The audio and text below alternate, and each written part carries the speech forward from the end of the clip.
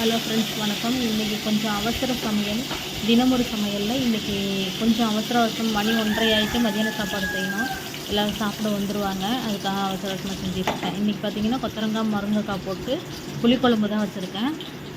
எண்ணெய் சட்டி வச்சு வெந்தயம் கொஞ்சம் கருவடகம் போட்டு தாளிச்சிருக்கேன். வெங்காயம் காய் எல்லாம் ஒன்றா வச்சு கழுவிட்டேன்.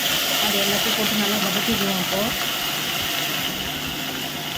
இன்றைக்கி கொஞ்சம் வெளியில் போக வேண்டிய வேலை இருந்தது. போயிட்டு சமைச்சி வச்சுட்டு போகணுன்னு பார்த்தோம். அப்புறம் லேட் ஆகிட்டு.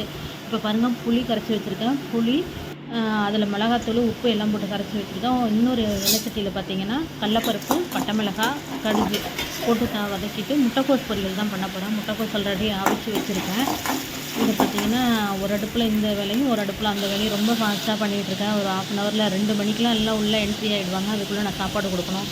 இப்போ அந்த கரைசலை எடுத்து இந்த புளிக்குழம்பு இதில் ஊற்றிக்குவோம். இப்போ பார்த்திங்கன்னா புளிக்குழம்புக்கு பூண்டு போடலைன்னு நினைப்பாங்க. பூண்டு கொஞ்சம் சோம்பு இது எல்லாத்தையும் குறைன்னு அரைச்சி போட்டுட்டேன். பூண்டு போட்டால் எடுத்து வச்சுருதா பாப்பா சாப்பிடாம.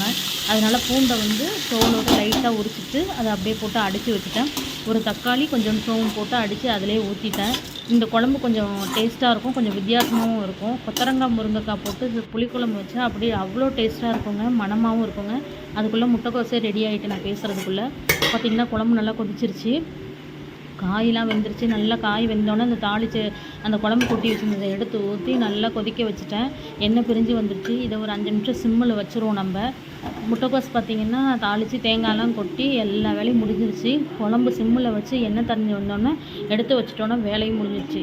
இந்த கொத்தரங்காய் இன்றைக்கி நிறையா போட்டு தான் வச்சுருக்கேன். ஏன்னா சாயந்தரம் கூழ் காய்ச்ச போகிறேன். நாளைக்கு காலையில் எங்கள் வீட்டில் கூழ் தான் சாப்பாடு. அதனால் இந்த கொத்தரங்காய் இருந்ததுன்னா தொட்டுட்டு சாப்பிட்லாம். புளிக்குழம்பு ஏதுவாக இருக்கும் அந்த கூழுக்கு. இப்போ பார்த்திங்கன்னா சாப்பாடு ரெடி ஆகிட்டு சுட சுட சாதம், கொத்தரங்காய் முருங்கைக்காய் பூண்டு தக்காளி எல்லாம் போட்ட புளிக்குழம்பு, முட்டைக்கோஸ் பொரியல், தயிர், ரசம். நேற்று வச்சது பருப்பு ரசம் இருந்ததுங்க, அப்படியே வச்சுக்கிட்டாங்க. ரசம் மேக்ஸிமம் யாரும் ஊற்றிக்க மாட்டுறாங்க. இதுதாங்க இன்றைக்கி சாப்பாடு.